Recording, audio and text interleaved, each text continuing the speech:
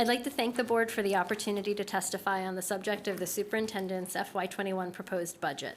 I am here this evening as a mother, a stakeholder with 2 children in the Howard County Public School System, a taxpayer, and a citizen. First, I want to commend the superintendent on presenting a budget that addresses some critical challenges we are facing in HCPSS. I was quite pleased to see the proposal to pay down the health fund deficit by 2022. Fiscal responsibility is essential to our future as a school system, and the health fund deficit is something we must address immediately.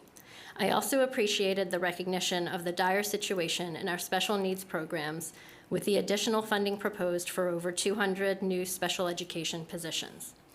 The most critical challenges facing our special needs students and families, however, will not be solved by simply adding more untrained positions. Rather than adding almost 100 new student assistants who are only required to have a high school diploma, we should use some of these resources to provide expert outside training for our educators. Transparency and accountability in HCPSS is also lacking and must be addressed. It is my hope that the increased funding proposed is only the beginning and that the Board of Ed will commit to focusing on addressing the unacceptable conditions we are facing in special education.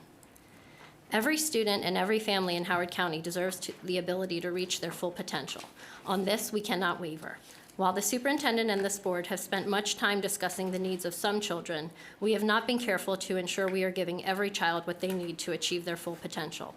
It is the BOE's responsibility to ensure every child's welfare is considered in every decision and that we do not pick and choose the students that we care about.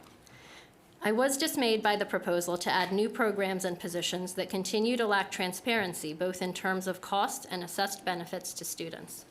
For example, it was not at all clear what the assessed benefits would be of the near doubling of the Student Access and Achievement budget, or what the total costs associated with the 3 new positions under the Director of Equity Initiatives would be. In an environment where we lack the funding to support all the training and programs that have been proven to benefit our children's educational outcomes, I question the judgment in proposing new positions with no description of any tangible benefits to our students. What do we expect to achieve as a result of these new investments? What evidence do we have that these investments will be beneficial to students' educational outcomes? And what metrics will we use to assess their value? Of course, we must focus on equity, access, and achievement in our educational system, but we must be committed to objectively evaluating the value we get from our investments in terms of outcomes. Accountability and fiscal responsibility mean using prudent decision-making based on data and evidence to provide recommendations for a balanced budget. I hope that the Board of Education will carefully examine the needs of our schools, teachers, and students, and rely on data and evidence to drive our decisions regarding where we spend our precious resources. Thank you. Thank you. David Clifton.